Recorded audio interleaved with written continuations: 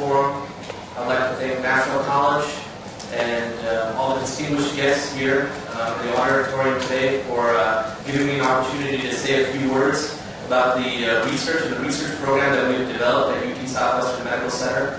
I firmly believe that the research we're doing will have a great impact, not just on a scientific level, not just with publications, but with an actual improvement in patient survival and patient outcomes. Because ultimately, all the work that is done, whether it's done by Dr. Nagashi, whether it's done by Dr. Hoffman, there is some fundamental benefit to mankind. There's a fundamental benefit for humans on a day-to-day basis. For medicine, it's very easy to explain. You either improve people's health or you do not. And I think it's very important for us to understand how what we do, especially with regards to cancer cachexia, which I'll explain in a few slides, how that is an important part of the cancer process, and how if we can reverse it, will have a profound impact on everyone who develops cancer. It was also very interesting for me to note, as Dr. Rao explained, that back in the summer of 1993, I was also invited to give a lecture before this August gathering. And I say from all my heart that it's a personal privilege for me to be able to describe our research. I also want to thank on behalf of my father his opportunity to speak before this August gathering as well. So the title of my talk is called Cancer Cachexia and Cancer Survival. As Dr. Rao said, I'm currently a member of the Simmons Comprehensive Cancer Center at UT Southwestern Medical School. And for those who don't know where UT Southwestern is or Dallas, this is a map of the United States. Everyone knows where New York is, and everyone knows where Boston is, Washington, D.C., California. So our institution is in the great state of Texas, and it's probably the top biomedical research center in all of the South, if not throughout the United States. This is just a building that depicts some of the clinical as well as the biotech features of the university. And as Dr. Ramarao pointed out, we've been fortunate to have, in the past, up to 6 or 7 Nobel Prize winners. Some have passed on, but currently we have 5 Nobel Prize winners. The first 2 were Brown and Goldstein, who discovered how cholesterol is synthesized by the body. Anyone and everyone who takes a cholesterol-lowering drug, that result is from science done by Brown and Goldstein. Of most recent note, Dr. Butler, who happens to do some stuff similar to what our group is doing, in fact, won the Nobel Prize in 2011 for innate immunity. He discovered a class of receptors which are very important for controlling bacterial pathogenicity. Our institution has more than 20 members of the U.S. National Academy of Sciences and has more than 8 members of the Howard Hughes Medical Institute. So clearly, among biomedical research institutions, it's probably the top one that is not directly affiliated with a university campus.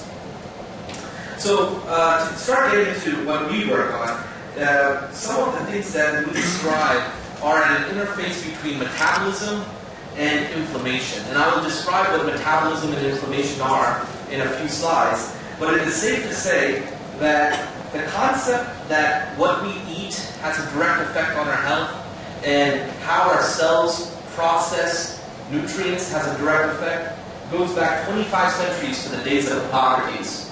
And similarly, the concept of inflammation, of swelling, of our immune system having a direct role in regulating the body's processes goes back at least 1 century to Virchow. I'm going to provide 2 very simplistic definitions of metabolism and inflammation just to explain how and why they're so important.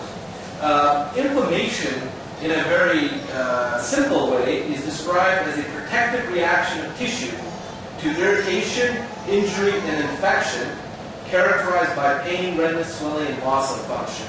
So for our purposes, for cancer cachexia purposes, the infection, injury, and the loss of function are most important. With regards to metabolism, inherently metabolism is the set of chemical reactions that happen in living organisms to maintain life. You have some things that support life, some things that limit life.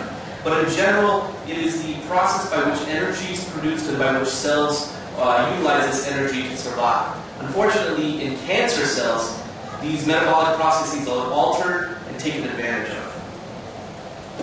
Under normal circumstances, there is a fine line between metabolic and inflammatory balance and imbalance. These are just a few of the processes that are altered when the metabolic and inflammatory balance is skewed. So whether you have a rheumatologic illness, vascular disease, cardiac problems, diabetes, gastrointestinal deficiencies, asthma, obesity, all of these diseases have some fundamental interaction with inflammation and metabolism. When the balance is offset, you start developing problems in any one of these areas. So this slide has a lot of text, but I simply want to provide the main highlight is that chronic inflammation increases cancer risk. Someone who is off to get many types of infections, someone who has certain types of inflammatory events going on in their body can be at increased risk for developing malignancy. The reason for that is that the tumors that develop actually feed off of the inflammatory environments that take place within our bodies. So this is clearly a very hot area of interest in the research field. This diagram basically illustrates how there's a juxtaposition between all of these conditions and tumor development. To just give you an example, as I talked about, chronic inflammation, infection, autoimmune processes can spur events that trigger tumor development. You can have different types of growth conditions that are associated with a tumor that can spur tumor development. You can have environmental conditions, such as smoking, that can spur tumor development. And in fact, unfortunately, some of our own chemotherapies, some of our own radiation therapies that are used to initially treat tumors can eventually cause other types of tumors down the line. But certainly we feel that the risks far outweigh the benefits far outweigh the risks, so that we say we must treat you now because we want to keep you alive for 50 years. If you develop another cancer because of our therapy, we can try to treat that as well. This is just a schematic that also in many ways describes the same set of conditions that lead to cancer-related inflammation and the different processes from that process.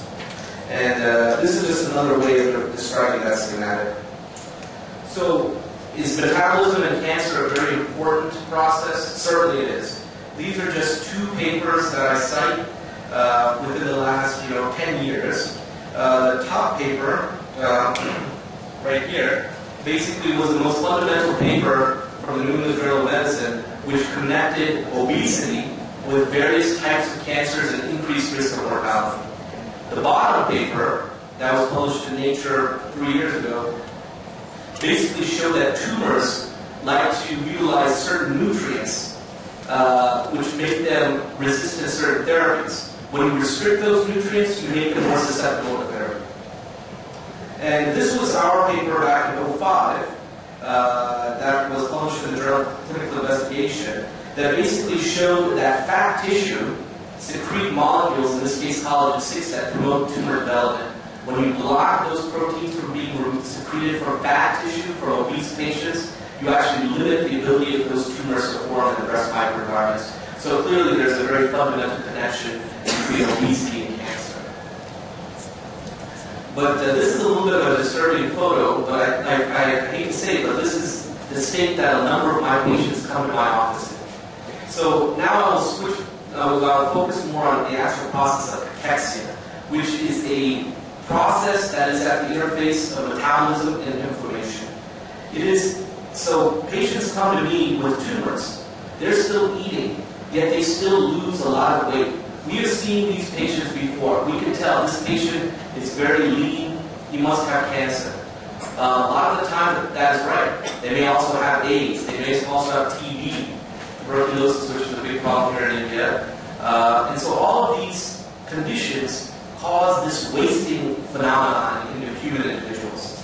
So they come to me and say, "Doctor, I'm eating a lot, but still cannot put on any weight." And as I work down here, more than 50% of all lung cancer patients eventually develop this kind of wasting syndrome. Number of GI cancers that also develop this wasting syndrome.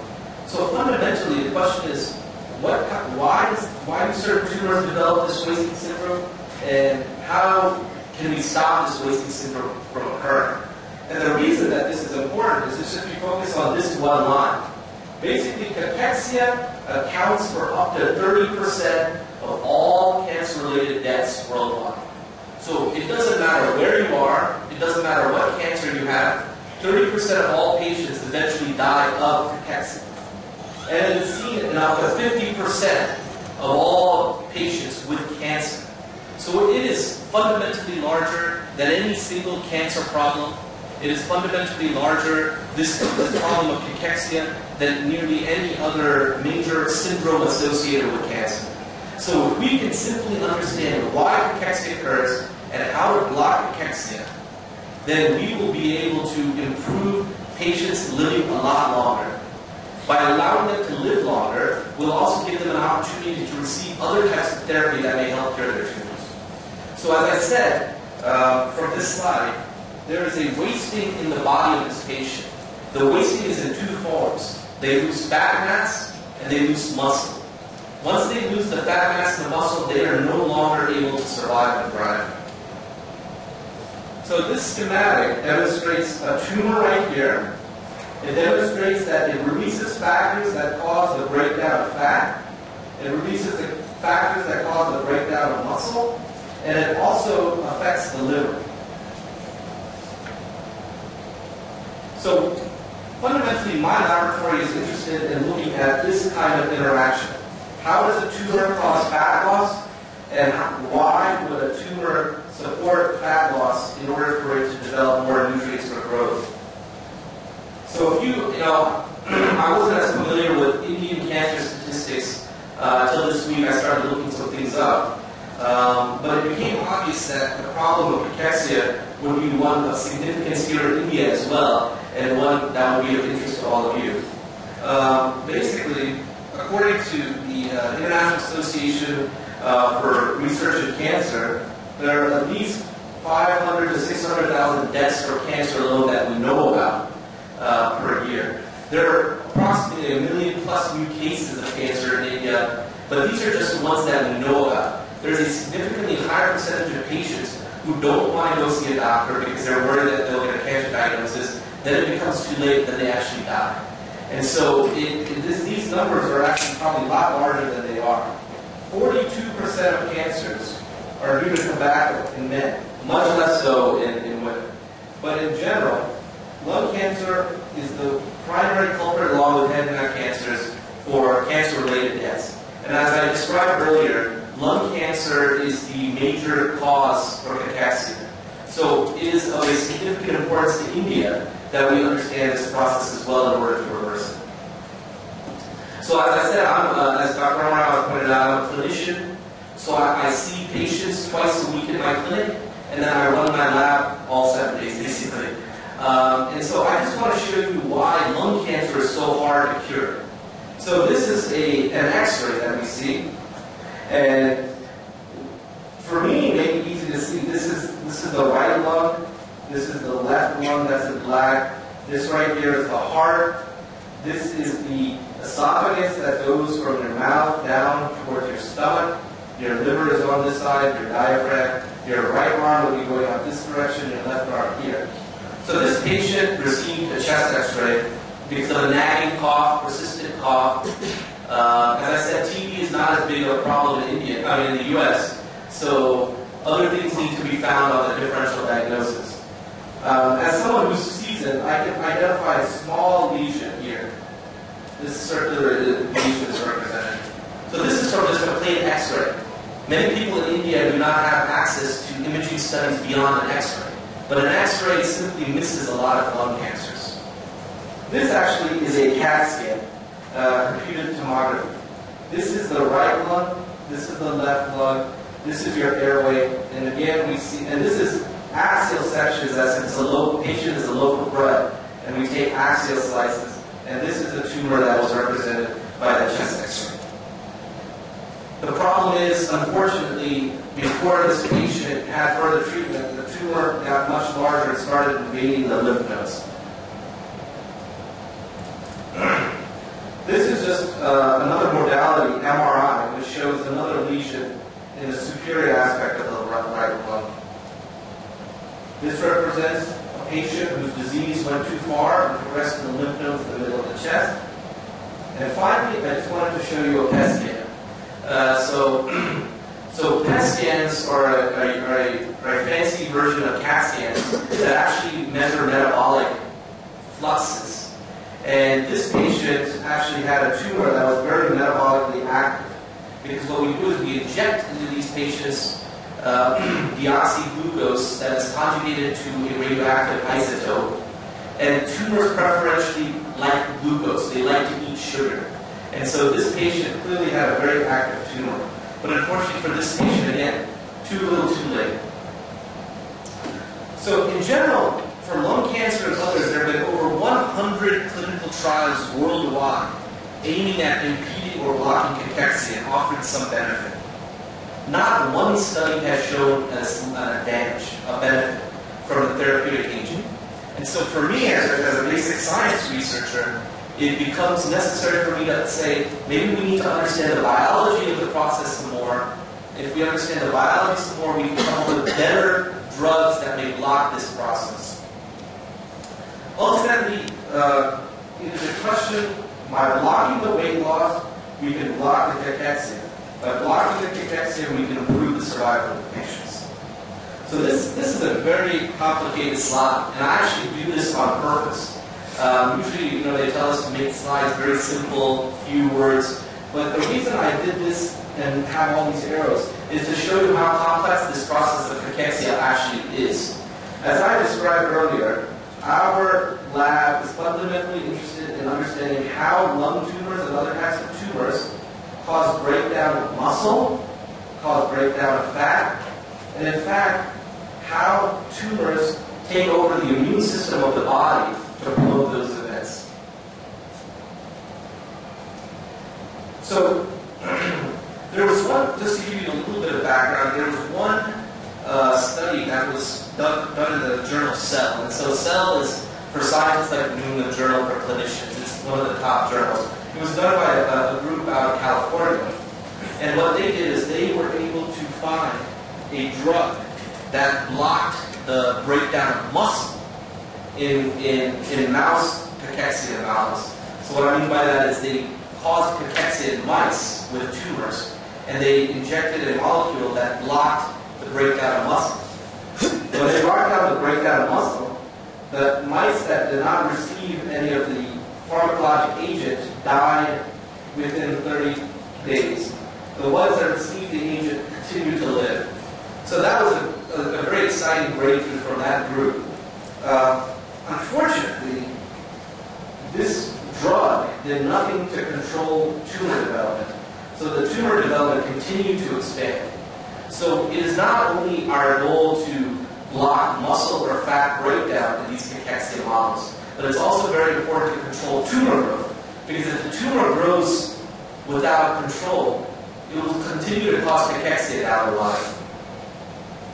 So I'm going back to this figure to show that our initial area of interest was to see what the tumor is doing to the adipose tissue.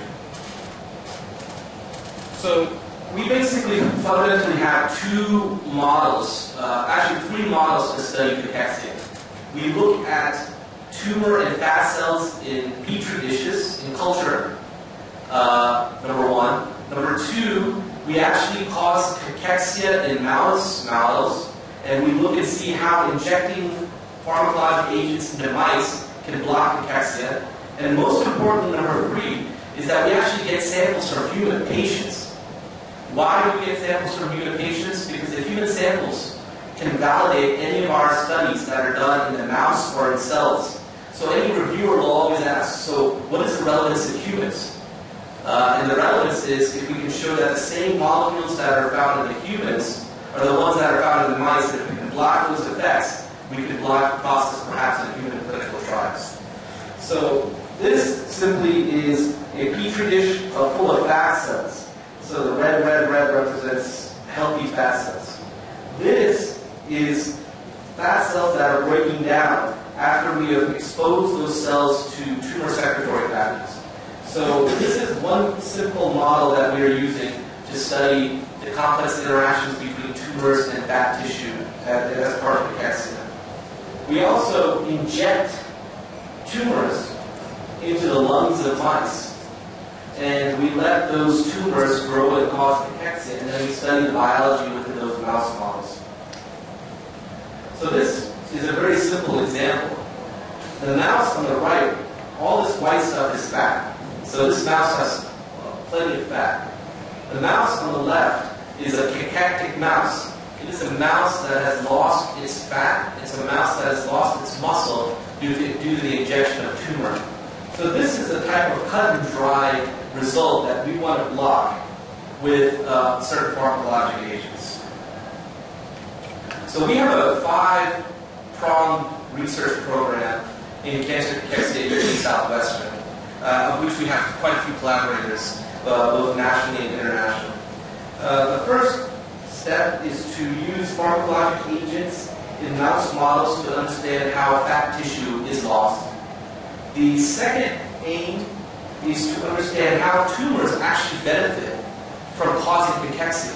Because if you really think about it, why would a tumor want to cause such harm to the human host? Because tumors want to grow perpetually. So the idea becomes that the tumor and the human are almost like a parasite-host interaction. So the tumor wants to cause cachexia in order to extract nutrients for continued growth. So we're studying that process. We're studying the immune modulation of cancer cachexia and what are the important immune players involved. We're identifying a genomic signature. So this is quite important clinically. If we can take patients' tumor samples from the very beginning, before they develop cachexia, and we can say the tumor from this patient has an higher expression of the gene X, Y, and Z, then we can always predict which patients will develop cachexia and intervene at a much earlier stage in their disease process. And the fifth thing we're doing is actually attempting to identify what are the factors, what are the things secreted by tumors that actually cause the fat and muscle breakdown.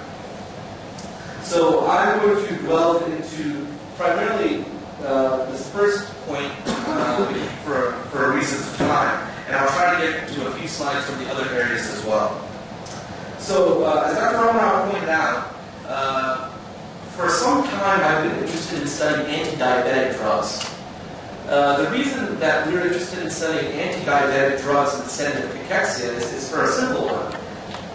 If cachexia is a process that has changes in metabolism and changes in inflammation, why not study drugs from another metabolic disease state?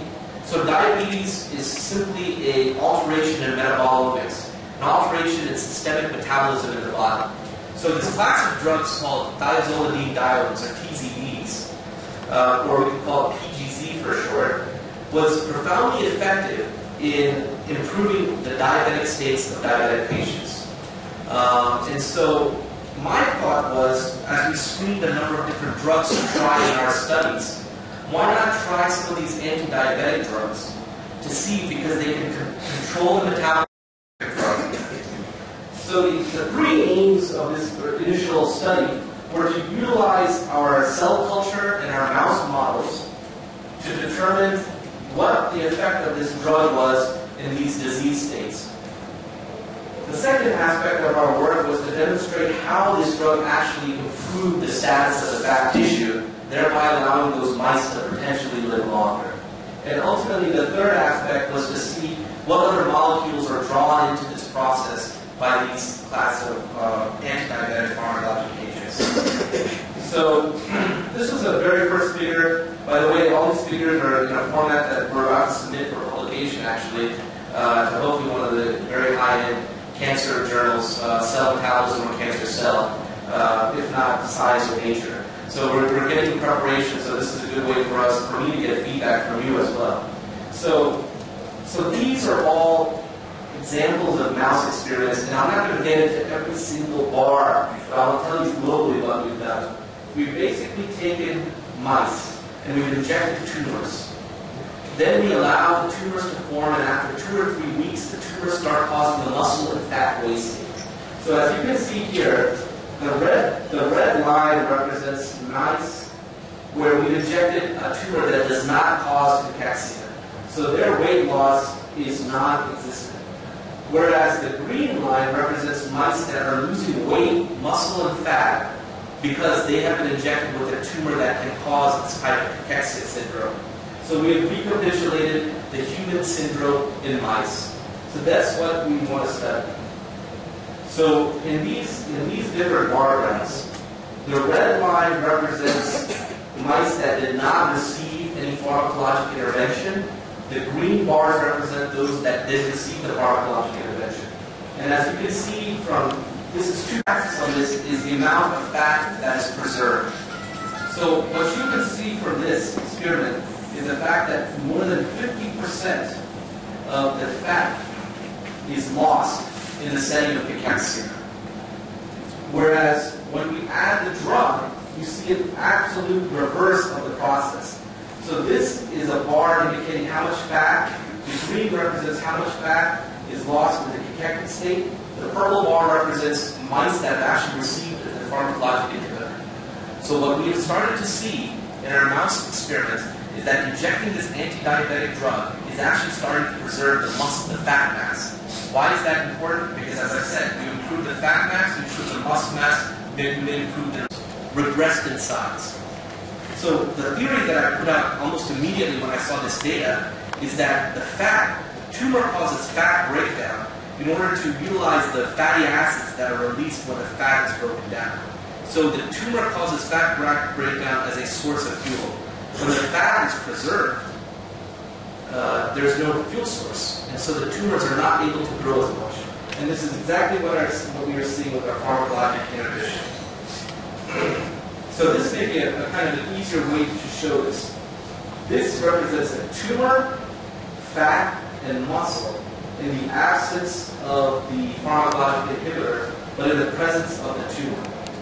So when we add continuously this pharmacologic inhibitor, we see that the tumor gets smaller. We see that we're able to preserve the fat to a lot greater extent than we did without any inhibition or without any drug usage.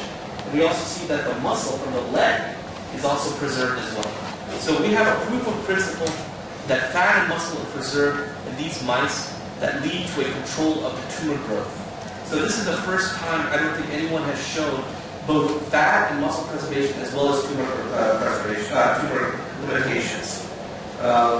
And then this is probably the most important slide. And what it shows is that, like that paper that was published previously in Cell, without any drug added, these tumors die. All three, the mice, the tumors die all within 40 days.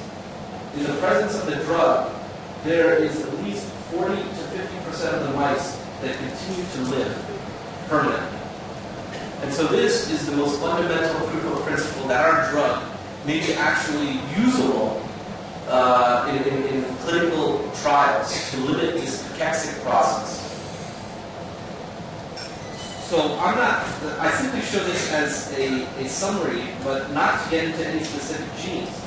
But what we've also done is, in order to understand the inflammatory states that these mice are in, plus minus tumor, plus minus drug, we actually take the blood from these mice as if they're our patients, and we measure different cytokine, different inflammatory molecule levels.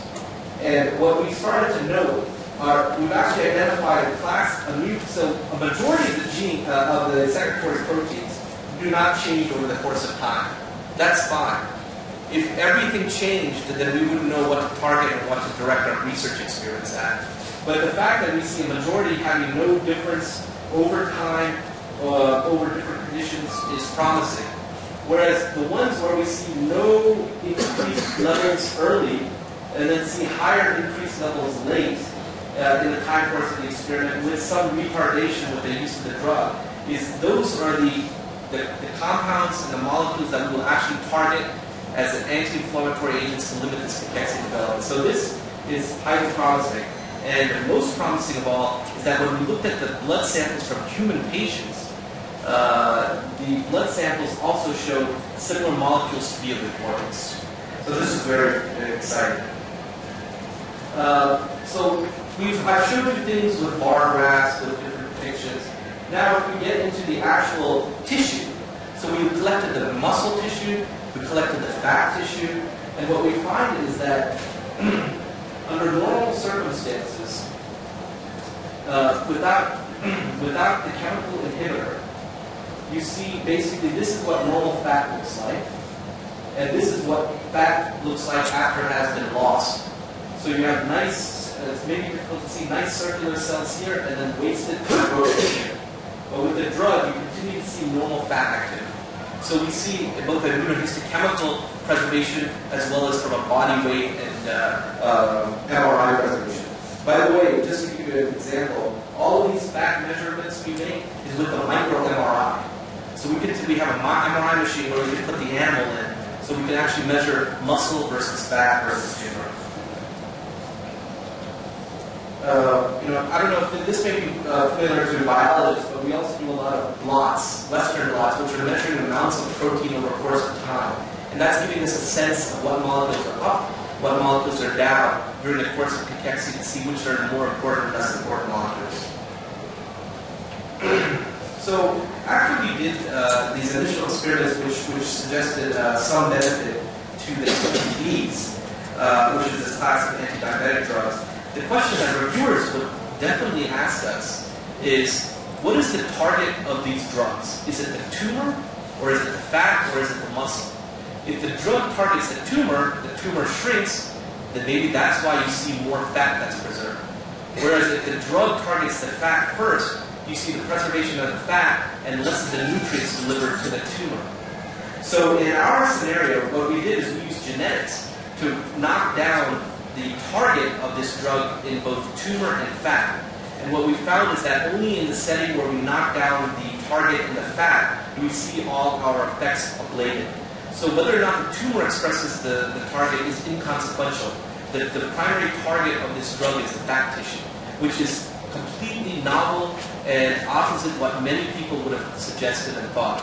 So we now know for a fact that the fat is the primary target of this drug. By blocking the fat breakdown, you're limiting the tumor growth.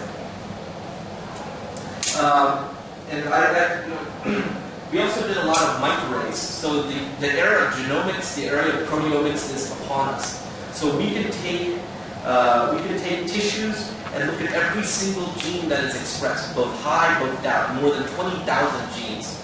And we actually took the fat tissue from the different mouse models we had, and we were able to pinpoint these pathways of interaction between the different genes to show that certain genes are more or less important to this disease process. So let me just skip to a few more slides. I think it's a little bit hard to see with the lights, but basically the reason that we think the reason that we think that this drug works in fat cells is because of what I talked about earlier. This molecule, PPAR gamma, thank you very much. This molecule, PPAR gamma, normally goes to the nucleus and causes a promotion of fat cell development. When you block PPAR gamma, you cause fat breakdown, cachexia. So what we were able to show, in fact, was that so what we were able to show is that tumors, when they secrete proteins, actually prevent that protein, PPAR gamma, from getting into the nucleus. By blocking it from getting into the nucleus, we're limiting the ability of that transcriptional program from being activated. And the drug, the TZD, the anti-diabetic drug, actually overcame that blockade and was able to push that transcription factor back into the nucleus where it supports the adipocyte health fat cell out. And so this is the key for us is the novel mechanism. And to give you an example, this is what this is a fat cell. These red drops are lipid droplets. They're the actual components of the fat cell, of the fat tissue. Under strenuous conditions, where the tumor is taking over, the droplets are very small. You see little dots. When we add the drug, the PGZ, the dots, the circles get bigger again. So we see from this lipid analysis that the fat tissue is again being preserved by the drug, and we seem to have a mechanism for understanding why. So let me give you a pictorial of what we think is going on from a mechanistic standpoint. Under normal physiology, this is a fat cell. This is the nucleus. These are those lipid droplets that I just showed, those big circular lipid droplets. This is a fat cell. Under normal conditions, it is good for the PPR gamma to be in the nucleus so that it can play a role in controlling transcriptional programs. When some fat is lost, there's an upregulation of the breakdown products, which then go into the nucleus to interact with this transcription factor. When you develop cachexia, there's a breakdown of all of these fatty factors, which cause even more protein to be secreted, or to be expressed from the lipids. Then this PPR gamma goes and is shuttled out of the nucleus where it's no longer functional. It is because of this state that you see massive fat tissue loss. And then what we think our drug is doing is that, again, it is blocking these interactions and then pushing this transcription factor back into the nucleus, where it then serves the same normal physiologic perspective. And so this is the fundamental mechanism that we believe is important to this cachectic state and why our drug, I think, is working. So it's very important for our paper that we understand the mechanism, not simply the phenomenon. So that, in summary, I think completes my scientific part. Just in 5 minutes, I want to explain what the advantage of being an MD and a Ph.D. is. So under normal circumstances, if I were just a Ph.D. faculty, I would have to hand this project off to a clinician, someone with an MBBS or an MD, would then test this agent in patients. But since I'm also an MD, since I also see patients, I can take the drug that I figured out to be effective in the preclinical setting and test it on my own patients with the appropriate controls. So that's what we're doing at UT Southwestern. We're actually doing a clinical trial where we're going to have 50 patients with cachexia on one side, 50% of patients with cachexia on the other side. One half of the patients will get no drug, the other half will get drug. And what we will find out over the course of time is in human samples, in human patients, does the drug block cachexia? Does the drug improve the survival of these patients? So we are going to roll this out in studies as soon as possible. And the great thing about it is, let me just get to this slide. The great thing about it is, this is a very simple drug to use. It's a pill. It can be swallowed, ingested,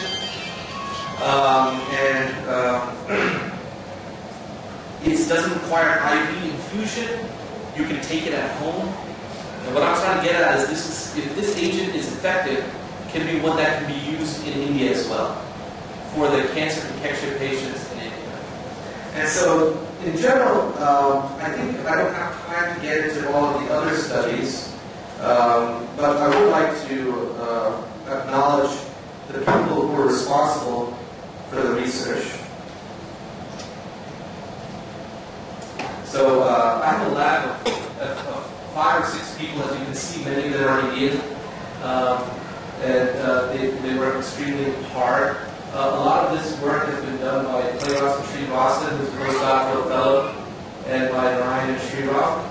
I have many collaborators, both at UT Southwestern, as well as Dr. Varshney, in fact, will become one of our collaborators soon.